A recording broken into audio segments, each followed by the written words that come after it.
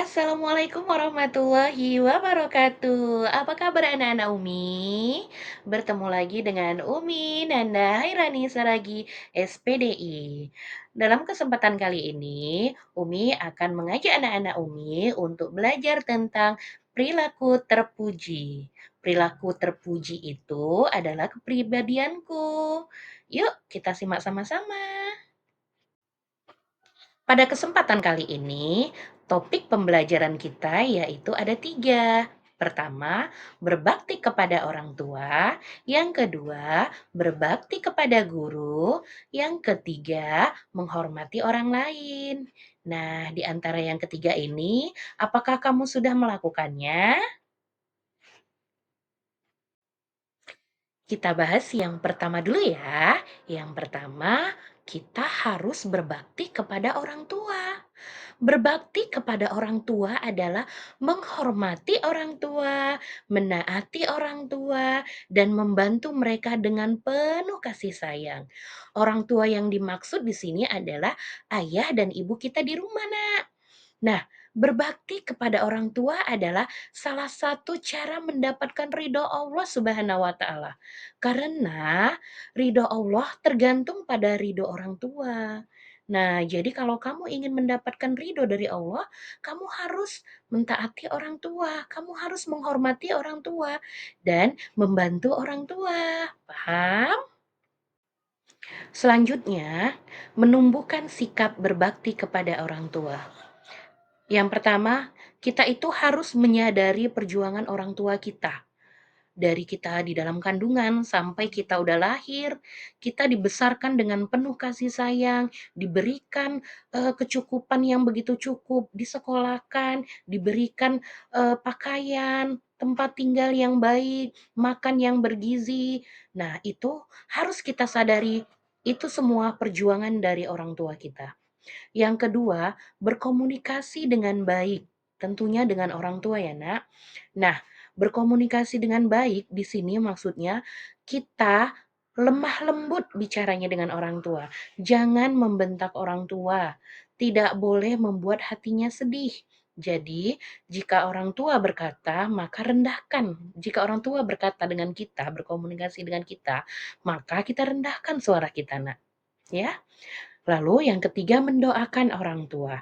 Nah, selain kita, menyadari perjuangan berkomunikasi dengan baik, kita juga harus mendoakan orang tua kita. Apa itu yang harus kita doakan? Kita doakan supaya orang tua kita diberi kesehatan, diberikan rezeki yang berlimpah, dan diberikan, kesempatan untuk membersamai kita. Nah, yang keempat di sini belajar bersyukur. Di sini belajar bersyukur maksudnya kita bersyukur dengan kondisi orang tua kita. Jangan pernah membanding-bandingkan orang tua kita dengan orang tua lainnya. Nah, kita bersyukur kita memiliki orang tua yang utuh.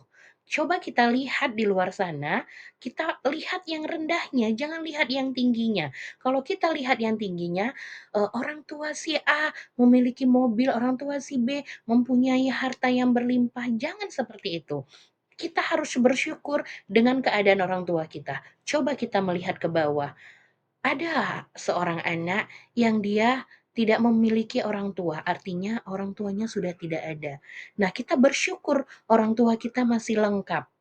Nah, jadi dari sini kita harus benar-benar bersyukur dengan apa yang kita miliki, terutama orang tua. Yang kelima di sini membiasakan membantu. Siapa yang di rumah suka bantu orang tuanya?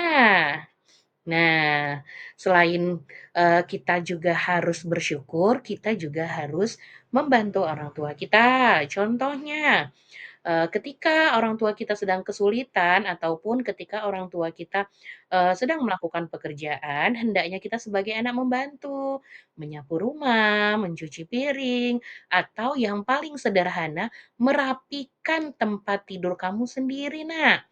Meletakkan, apa yang kamu miliki di tempatnya. Misalnya, pulang sekolah kamu buka sepatu sendiri, letakkan di tempatnya. Kamu buka tas, buka baju, letakkan di tempatnya. Nah, itu juga salah satu membantu orang tua. Yang keenam, belajar dari teladan. Nah, perilaku terpuji berikutnya yaitu berbakti kepada guru. Berbakti kepada guru berarti menghormati, menghargai, dan mengikuti ajaran guru sebagai bentuk penghormatan atas jasa mereka yang mengajarkan ilmu. Guru adalah orang tua kita di sekolah loh, Nak. Jadi kalau di rumah kamu punya ayah dan ibumu, kalau di sekolah kamu punya bapak dan ibu guru. Berbakti kepada guru sama halnya dengan kamu berbakti kepada orang tua di rumah. Karena guru adalah ahli ilmu kamu. Bagaimana menumbuhkan sikap berbakti kepada guru? Nah, di sini akan Umi bahas. Yang pertama, mendengarkan dengan sungguh-sungguh. Jadi kalau Uminya menjelaskan di sekolah, menjelaskan di papan tulis, menjelaskan di depan, kamu harus mendengarkan dengan sungguh-sungguh. Yang kedua, menghormati guru. Yang ketiga, melaksanakan tugas dengan baik. Jadi apa yang Umi suruh, kalau Umi suruh kerjakan tugasnya, anak-anak Umi harus dikerjakan. Yang keempat, menghargai ilmu yang diajarkan. Yang kelima, berperilaku sopan santun. Nah, selanjutnya kamu juga harus mendoakan guru ya, Nak ya. Perilaku terpuji lainnya selain menghormati orang tua, menghormati guru, juga kita harus bisa menghormati orang lain. Menghormati orang lain adalah sikap menghargai keberadaan, pendapat, dan hak orang lain tanpa memandang perbedaan usia, status, atau latar belakang. Sikap ini penting loh nak untuk menciptakan hubungan yang harmonis dalam kehidupan kamu sehari-hari. Bagaimana sih menumbuhkan sikap menghormati orang lain? Sini-sini, Umi ada caranya. Yang pertama, menyadari bahwa semua berharga. Yang kedua, berlatih empati dan simpati. Yang ketiga, menghargai perbedaan. Yang keempat, membiasakan berbicara sopan. Yang kelima, belajar mendengarkan. Yang keenam, menjaga sikap dalam pergaulan. Sudah tahu kan, Nak? Baiklah, sudah tahu kan penjelasan dan pembelajaran kita hari ini tentang perilaku terpuji?